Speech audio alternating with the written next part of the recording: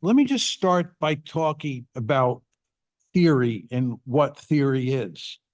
When I was young and I would go to Washington and I tell people that I was interested in IR theory, they would say, theory is nice, but that's what you academics do. And what we do here in the real world is policy. We do policy, and policy and theory are two different worlds. And I would always say, I think you're fundamentally wrong. I think that there's no way that you can do policy without theory. This is my saying that I often use with students. Theory is God, and you want to understand that. And you cannot be a policymaker without theory. And I'll just tell you a quick story in that regard, and then I'll talk a little bit more about what theory is. I once won a book award at Georgetown University. It was for the tragedy of great power politics. And at the dinner, I sat next to Madeleine Albright, who was at that point the former Secretary of State. And she leaned over to me at one point in the evening and she said, you know, congratulations. And I think the kind of theoretical work that you do is interesting, but it's largely irrelevant in my world.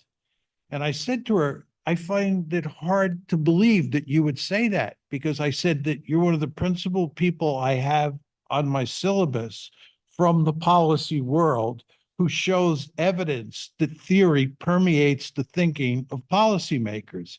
And I said there are three big liberal theories: economic interdependence theory, democratic peace theory, and liberal institutionalism. And I said, if you look carefully at all your writings, those theories are front and center in terms of how you think about the world. And I said, you are a fundamentally theoretical being. You just refuse to accept that. And you can kind of see the smoke coming out of her ears. She wasn't sure of what to make about that, but it was true. Theory is of enormous importance for policymakers, and I'll talk more about that as we go along. But first, let me just say a few words about what I think theory is. The key point you want to understand is we live in an incredibly complicated world, and trying to make sense of the world that we live in is remarkably difficult. And the only way that you can make sense of the world is with theories. Theories are simplifications of reality. Sometimes students will say to me, I want to come up with a simple theory, to which I reply, all theories are simple, so you don't need that adjective, simple. Theories are simplifications of reality. Basically, you recognize the fact that there are lots of factors that are at play in influencing events. But what you're doing is you're taking a number of those factors and throwing them on the cutting room floor, and you're relying on one or two factors to underpin how you think about the world. You're simplifying, right? What this tells you is that theories are sometimes going to be wrong, even realist theories. There is no theory that is right all the time, because sometimes those factors that you leave on the cutting room floor jump up and bite you in the hiney. To give you an example of this, Steve Walt and I, who are both card-carrying realists, wrote this book called The Israel Lobby and U.S. Foreign Policy. And lots of people over the years have delighted in pointing out in a gotcha moment that the Israel Lobby book contradicts our realist theory, because the Israel Lobby book says that domestic politics causes the United States to act in non-strategic ways. This is what the Lobby book says. It says the United States, when it comes to Israel, is not behaving the way a realist would expect American policymakers to behave. It's because of the lobby, domestic politics. And people expect us, when they level that charge at us, to be defensive and say, oh no, the lobby book really fits in with their theory.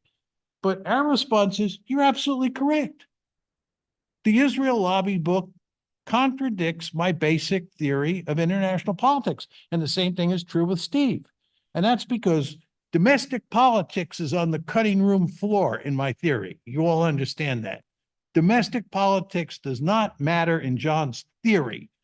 Am I saying domestic politics never matters in the real world? No, I'd be crazy to say that. I'm just saying it doesn't matter that much. And in most cases, when it does matter, it doesn't matter very much. For me, what matters are a handful of structural factors. And those structural factors can tell you a lot about how the world works, but they can't tell you everything. So it's just very important to understand that you, all of you, need theories to make sense of the world. Whether you're talking about raising children and the theories that you have in your head for how you discipline your children when they misbehave, or whether you're talking about running Greek foreign policy or American foreign policy, you can't make decisions in terms of how to think about the world without a theory in your head. Just to give you one example of this, when China was rising in the 1990s and into the 2000s, I said that the United States should not facilitate China's rise. It was a huge mistake. You're going to create a peer competitor. You want to keep China as weak as possible. This is realism 101. But the United States of America was dominated by liberals. The foreign policy establishment was, and they had a series of liberal theories that they employed for thinking about China. Their idea was that if you get China hooked on capitalism and you integrate them into the global economy and you facilitate economic interdependence, we'll have no problem at all. Furthermore, if you integrate them into international institutions, they will become, in Robert Zelek's famous terminology, responsible stakeholders. And once they become responsible stakeholders, and once they're hooked on capitalism, as happened with the Asian tigers, will happen with China. It will become a liberal democracy. And once it's a liberal democracy, it will be no problem for Japan or the United States because they're liberal democracies. And as you all know, liberal democracies never fight each other in the liberal story. That's their story. So it's very important to understand that the policy of engagement toward China was based on the three principal liberal theories. And the critics of liberal hegemony, and there were not many of them, were people like me who were realists, who said that whether China is a democracy or not doesn't matter. If it becomes powerful, it's going to have a big appetite. And in my mind, it's going to want to dominate East Asia the way we dominate the Western Hemisphere. They'd be nuts not to want to dominate East Asia. They want to be really powerful. They remember what happened the last time they were weak. It's called the century of national humiliation, right? So from a realist point of view, I was opposed. And by the way, just to go to NATO expansion, the realists, George Kennan being the most famous example, argued that NATO expansion was a ridiculous and foolish move, and it was going to end up causing a huge crisis with the Soviet Union / Russia, and we should not expand NATO. But there's a whole set of liberal theories, I'm not going to go into this now, that underpinned our expansion of NATO eastward.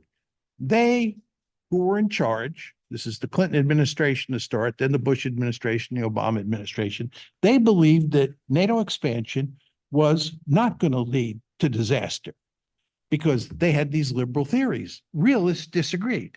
The only point I'm trying to make to you here is that you want to understand that there is no way you can formulate foreign policy. There's no way you can think intelligently about foreign policy without a theory in your head. But as my discussion points out, and you surely have all figured this out, what you see is there are competing theories in international politics. And of course, what he wanted me to do is talk about the virtues of realism, which I'll do in a minute.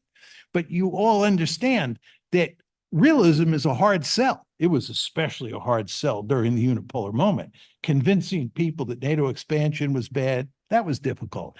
Convincing convincing people that engagement with China, that helping China to get rich made no sense.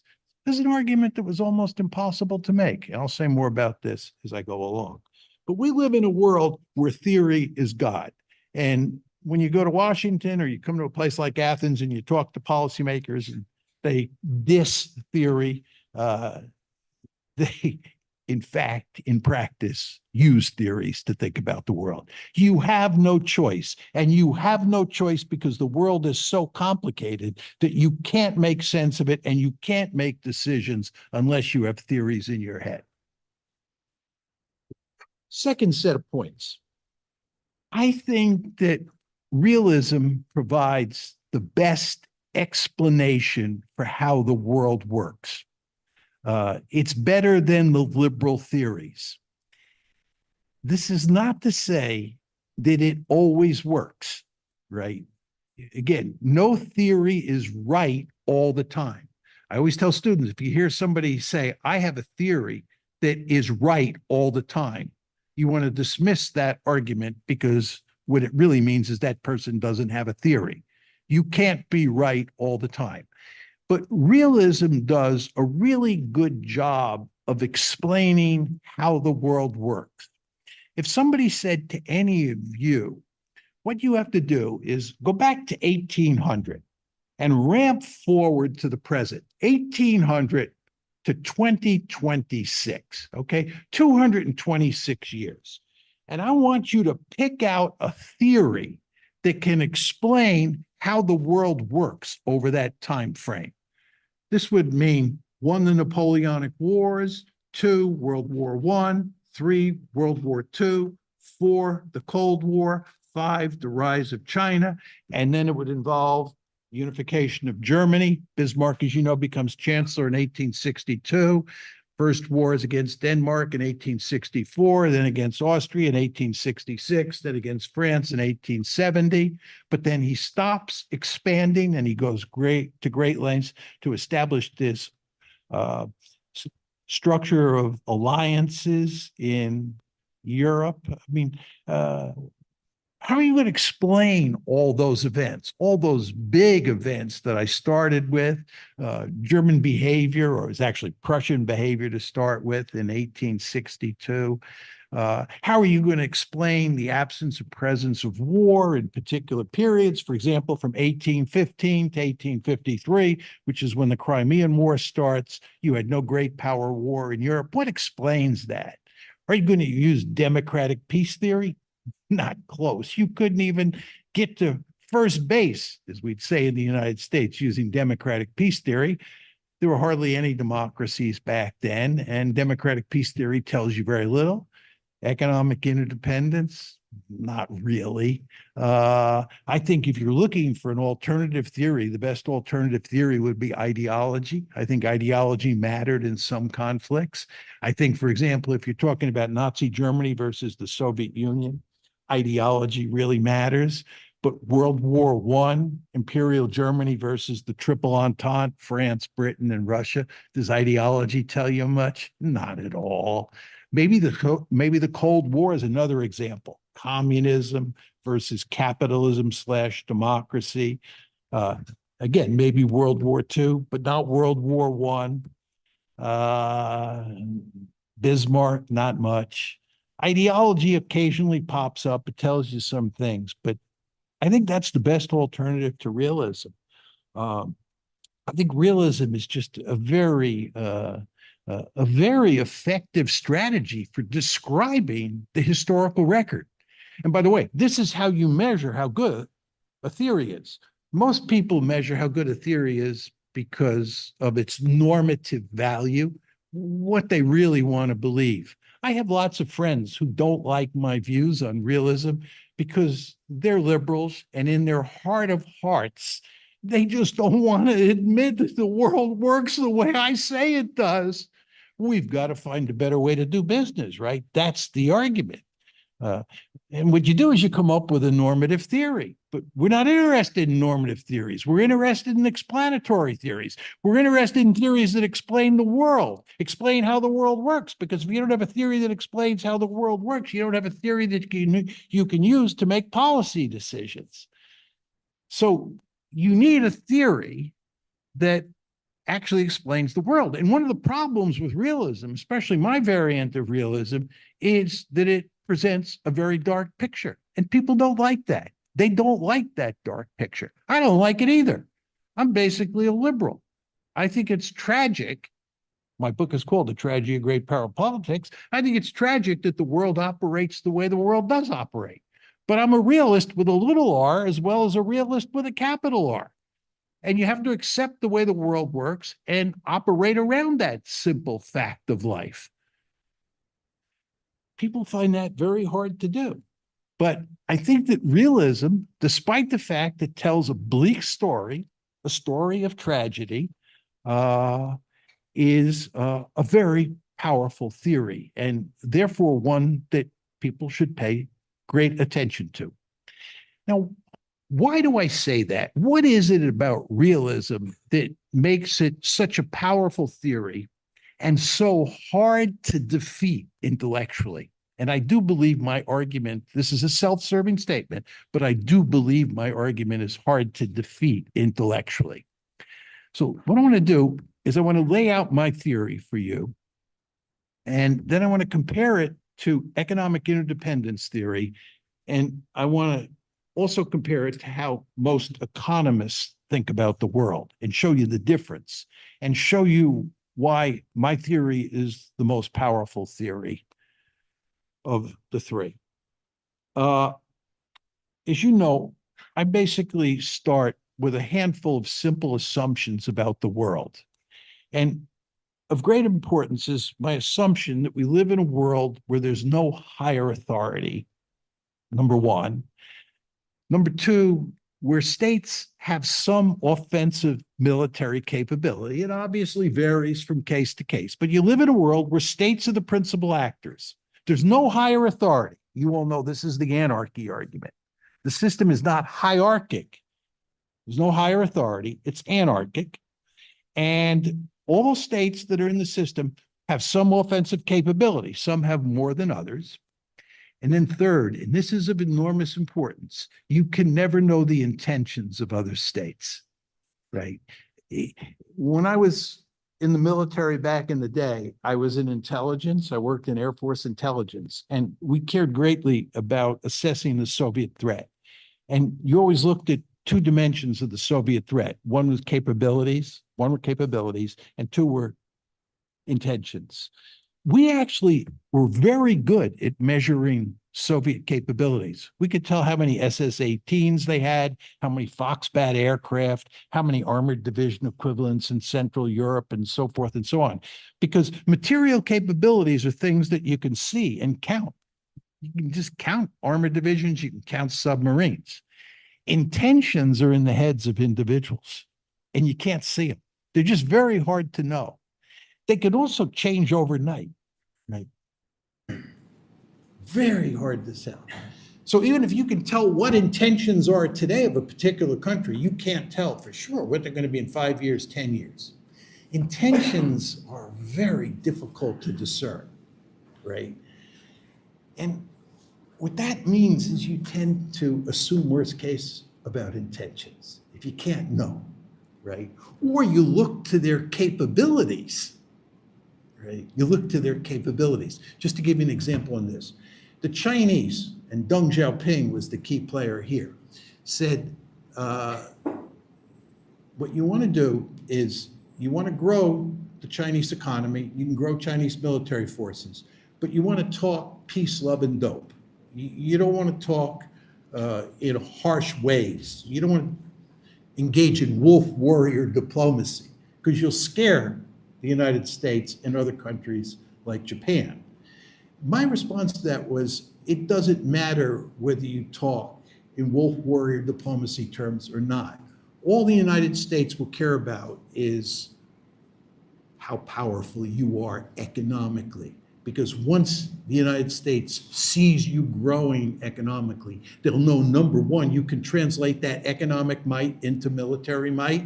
Remember, economic might is the foundation of military might. You see China growing economically, you can know that they can develop formidable offensive forces, and intentions are not going to matter.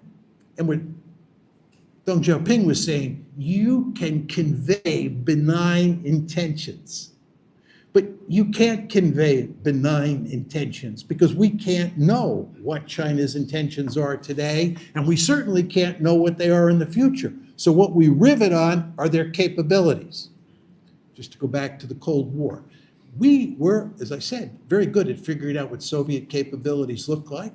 We could never agree on Soviet intentions. There was huge disagreement inside and outside of the intelligence community about what Soviet intentions were.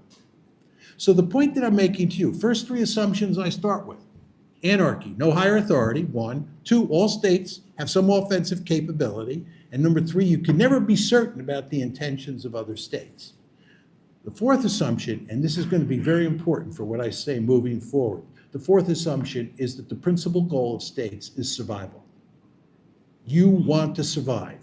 For all the obvious reasons, that has to be your number one goal. You can't pursue any other goal if you don't survive. And then the fifth assumption is that states are basically rational actors, strategic calculators. Those are the five assumptions of realism that I start with.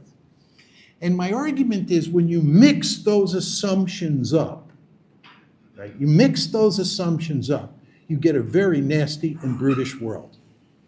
Why is that the case? First of all, you run the risk that another state will have malign intentions and lots of offensive capability. You run the risk that if Germany rearms in the 1930s, it will turn into Nazi Germany. You just never know. You help China to grow into a really powerful state. As I said, this big new Brzezinski, when I debated him on this issue, can you tell me what China's intentions are going to be in 20 or 30 years? You can't even tell me who's going to be in charge in China. You're going to build up the power of a state, turn it into an offensive juggernaut, and you can't be certain what its intentions are? From a realist point of view, this is crazy, right? I would never do this, but this is what we did, right?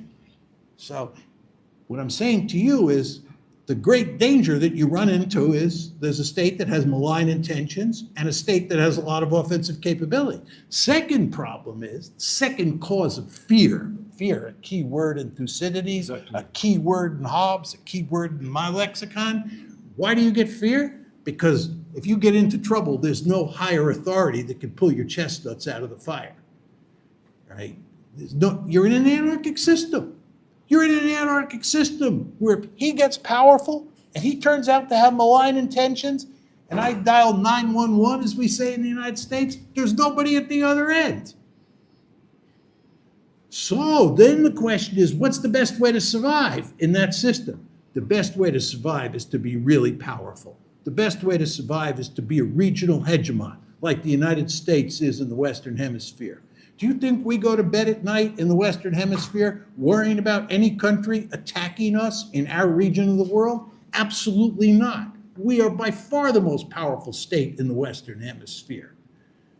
We have fish to the west of us, fish to the east of us, Canada to the north of us, and Mexico to the south of us. And then further south, you run into weak countries like Guatemala and Bolivia, and even Argentina and Brazil. There's no country that can challenge us from a security point of view. This is an ideal situation. The point is, you want to be really powerful. I say with regard to the Chinese would be out of their mind if they didn't try to dominate East Asia. They should want to take Taiwan. They should want to dominate the South China Sea. They should want to dominate the East China Sea. They should want to make sure they are far more powerful than Japan than they have been in the past. Why? Because that's the best way to survive. There's the key word. It's the best way to survive. You all understand that what happened in the middle of the 19th century when the Europeans and then later the Americans came to Asia, that Japan imitated the European countries and the United States, and Japan became a great power. The Chinese failed to imitate. There's a whole literature on this, why China failed to become a powerful state in the middle of the 19th century forward, and why Japan, starting with the Meiji Restoration in 1868, did. But you know what the price that China paid for not imitating the European states is called? The century of national humiliation. Talk to the Chinese about the century of national humiliation, late 1840s to the late 1940s. This is what happens when you're weak in international politics. You Greeks really sense that, I'm sure. I bet every one of you wishes that Greece was about 100 times more powerful than it is, and for good strategic reasons. You don't want to be weak in international politics. You have lots of neighbors that make you very nervous. And over time, you've had lots and lots of neighbors who have made you very nervous, and some of them have done terrible things to you. You've disappeared from the map on a number of occasions. That doesn't happen when you're really powerful. That doesn't happen when you're a regional hegemon. So my point is that if you're interested in survival, right, and you're in an anarchic system where you cannot know intentions, right, and where you're going to end up fearing other states, and where you understand it's a self-help system, right? It's a self-help system. Again, there's no higher authority. As my mother used to say to me when I was a little boy, God helps those who help themselves. That's a self-help system. That's what we're talking about in international politics. Taking care of yourself, right? And what this means, right, what this means is that you want to dominate your region of the world the way the United States dominates its region of the world, and you want to make sure nobody else dominates its region of the world. And let me just say a word or two about that. Most of you have probably never wondered why the United States wanders all over the planet, sticking its nose in everybody's business, building bases here, bases there, bases everywhere. You know, why do we do that? It's because we are free to roam around the planet. And the reason we are free to roam around the planet is we have no threats in our own backyard. I cannot emphasize this enough. The United States is a regional hegemon, and that frees it up to roam into other areas of the world, including Europe, including East Asia. Well, what the United States fears with China is that if China becomes a regional hegemon, it is then free to roam into the Western Hemisphere. And we all remember the Cuban Missile Crisis. Soviets were not even a regional hegemon in Europe because we prevented that from happening. But nevertheless, they were interested in roaming into the Western Hemisphere, and this did not make us happy.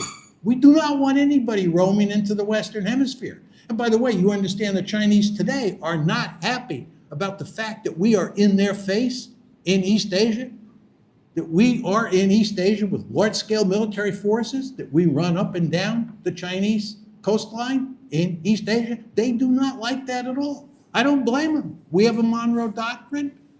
The same Monroe Doctrine logic should apply to them. And for those of you in the audience who don't think that NATO expansion into Ukraine was a threat to Russia, you should think about the fact that Ukraine is Russia's backyard, just like the Western Hemisphere is our backyard.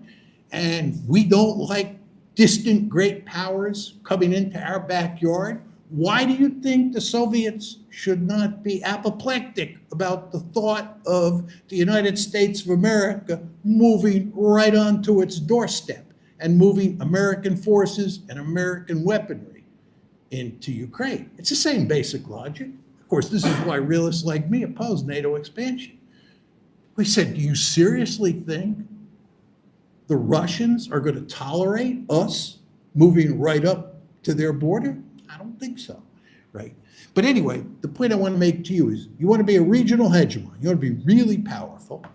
And you want to make sure that there is no other regional hegemon on the planet. And this logic is going to underpin the US-China competition moving forward. So that's my basic realist story. And I think if you take that logic that I laid out and you apply it to the historical record, and I'm choosing my words carefully here, I think it does a good job.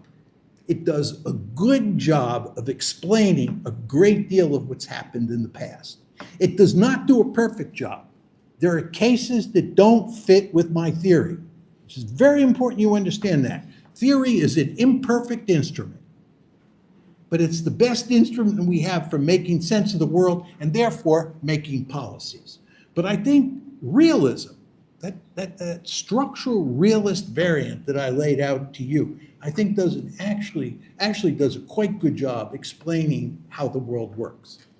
Now, I want to go to economic interdependence theory and talk about that, and I want to compare it to my realist theory and tell you why I think it is not as good a theory. It's not to say that economic interdependence theory cannot explain anything. It's not to say it's totally useless. I'm not making that argument. I'm just making the argument that it is not nearly as powerful an argument as realism. And I'm going to explain why. And I'm going to do it on the basis of two words. But before I get to those two words, one of which I've talked about already, I want to tell you a bit more about economic interdependence theory. I wrote Tragedy of Great Power Politics in 2001. Shortly thereafter, I went to China for the first time. And I've been to China many times, and I found almost immediately that I was something of a rock star in China. And this was despite the fact I was making the argument that China cannot rise peacefully and that the United States should do everything it can to slow down Chinese economic growth. And nevertheless, I constantly got invited back to China, and everywhere I went to speak, I faced huge audiences. And many people who I talked to would try to refute my argument. I once asked the Chinese why they kept inviting me back since I was making the argument that China cannot rise peacefully. And one of the arguments, which I always found quite amusing, was they said, "You're the first American we've met who admits that the United States is ruthless." Because, you know, my argument is that all great powers are ruthless, including the United States. And they were used to having all these liberal Americans come over and tell the Chinese that we're a benign hegemon. I'm sure some of you in the audience believe this. And I told them that that was nonsense. The United States is not a benign hegemon. If you're an ally of the United States, most of the time we treat you quite well. But the United States is a ruthless great power. And the Chinese liked hearing that. But the second reason that the Chinese were very interested in talking to me, and the most important reason, is they said they wanted to figure out how they could defeat my argument, right? And basically they said, this is a very powerful argument, Professor Mearsheimer. We accept that you have a powerful argument, but we want to figure out how to defeat your argument. And anyway, the argument that they invariably turned to was economic interdependence theory, right? And let me just say a word about that. I think of the liberal theories, the most powerful of the three liberal theories is democratic peace theory. I don't think it is as powerful as realism, but I think democratic peace theory is the most powerful of the liberal theories. The Chinese could not turn to democratic peace theory because they did not intend to become a democracy, right? The argument, as you all know, is that democracies don't fight other democracies. And China was not a democracy and not planning to become a democracy. And therefore, they were not going to use that theory against me. So they went to economic interdependence theory. And this is the argument that they made. We are hooked on capitalism, just like you. We have been integrated into this global international economic order that you created during the Cold War and have expanded now in the unipolar moment. And we're part of it, and we are getting very rich. And you, the United States, are also getting very rich, and Japan is getting very rich. Everybody's getting very rich. And who would slay the goose that lays the golden egg or golden eggs? That was the argument, right? If you strip away all the layers of the onion, basically what they were saying is that prosperity is of enormous importance to all of these states. And that achieving prosperity would guarantee that you didn't have any major crises or any wars among the great powers. And here we're talking, of course, about China and Russia, so that China could rise and the United States could rise. Just to come at this from the American point of view, when John the realist would say to American liberals that China is getting more and more prosperous and it could turn that economic might into military might, their argument is that's not going to happen, and who cares if they're getting more prosperous or wealthier relative to us over time, right? Because we're getting wealthy too, right? Everybody's getting rich. This is a wonderful gig we have here, right? Who cares whether the Chinese are getting richer than we are? It doesn't matter.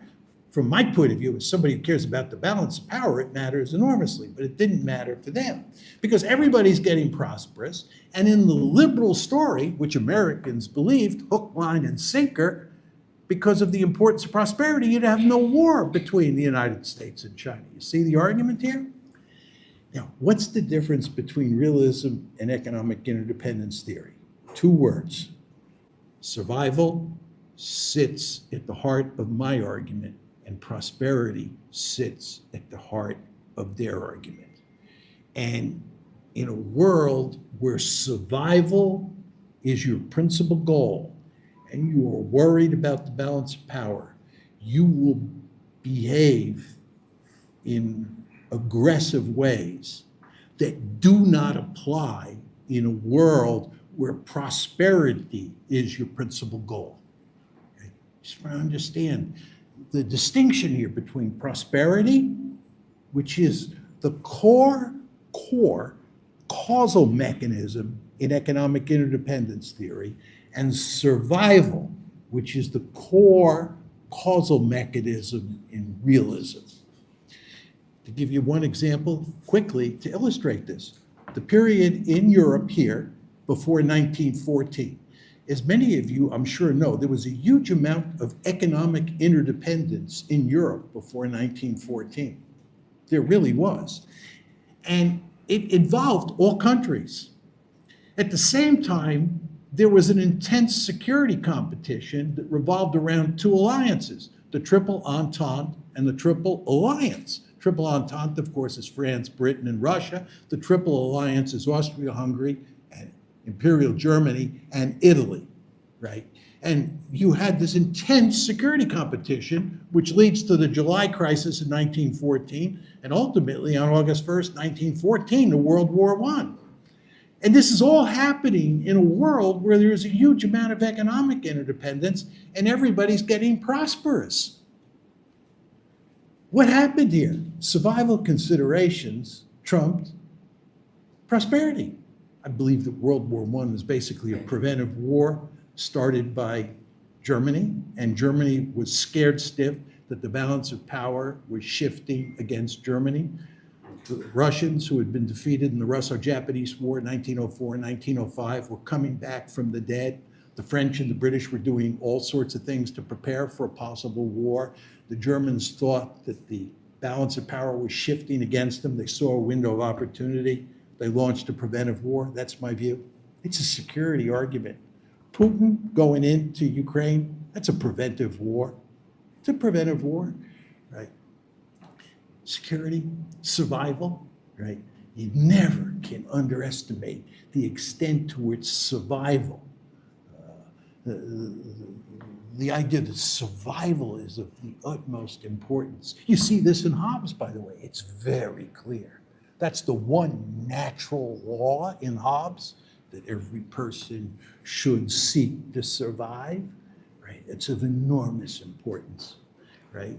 So it's survival that trumps prosperity. Now, let me conclude by just talking about economists and how economists think about the world, okay? And contrast that with how realists like me think about the world. And I want you to keep in mind as I move forward here that there is some overlap between economic interdependence theory and how economists tend to think about the world. For the most part, economists in the West since 1945 have paid very little attention to geopolitics.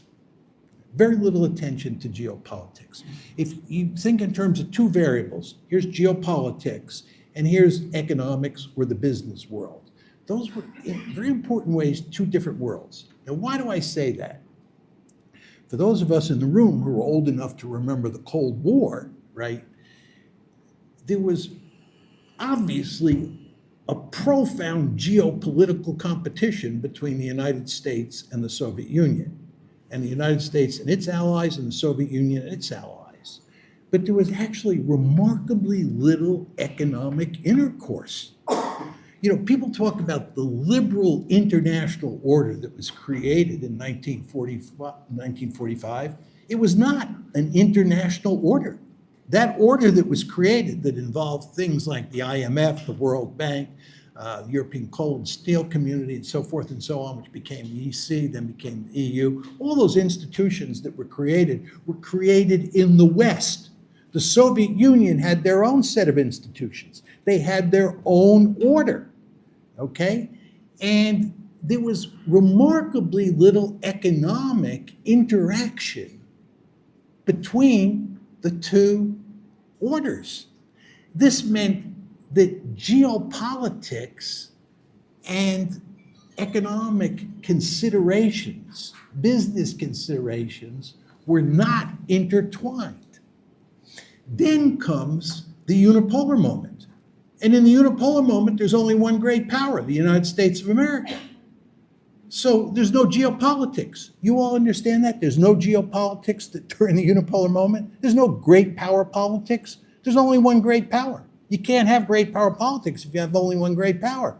So the business world that you grew up in, most of you in the audience came of age in, unipolar moment starting in 1992, after the Soviet Union collapses, December 1991. The unipolar moment, which most of you grew up in, was a world in which geopolitics hardly mattered at all. And therefore, there was no discussion of how the business community, how the economic world and the security world interacted with each other, just as was the case for different reasons in the Cold War. Then in 2017, the unipolar moment ends and we move into multipolarity. We have three great powers, and economic considerations and security considerations are intertwined in ways that we've never seen before. It's very important to understand that. Economics really matters. You all understand we, the United States, are in an intense security competition with China that has a military dimension for sure, but also has an economic dimension involving sophisticated technologies. We pay enormous attention these days to supply chains and so forth and so on. So economics and geopolitics are inextricably bound up for the first time. So the question you have to ask yourself is, what happens in the world that we now live in when economic considerations clash with security considerations? With those logics that are developed in economics departments where they pay virtually no attention to security. Do you think people in economics departments think about anarchy and survival and the balance of power? They do not. It's not part of their lexicon. That's part of the realist lexicon. What they're concerned with is generating prosperity. That's how economists think about the world. What can we do to fix the system in ways that generate prosperity for everyone? And economists don't care whether China is growing faster than the United States is. Realists certainly do, but economists don't. Because economists, like people who do political economy or economic interdependence theory, those people focus on prosperity. Economists are interested in prosperity. Realists are interested in survival. So the point I'm making to you, this will be my final point, is that moving forward, I am not arguing that economic interdependence theory is useless or that the theories that economists bring to bear in terms of thinking about how the international economy functions are useless. Not my argument at all. My point is that when those economic theories or economic interdependence theory clashes with realist logic will win almost every time. And the main reason is because survival in an anarchic system where you cannot know the intentions of other states that may be very powerful forces you to behave in aggressive ways that have no place in those liberal theories like economic interdependence or the liberal theories that dominate in the economics profession. Thank you.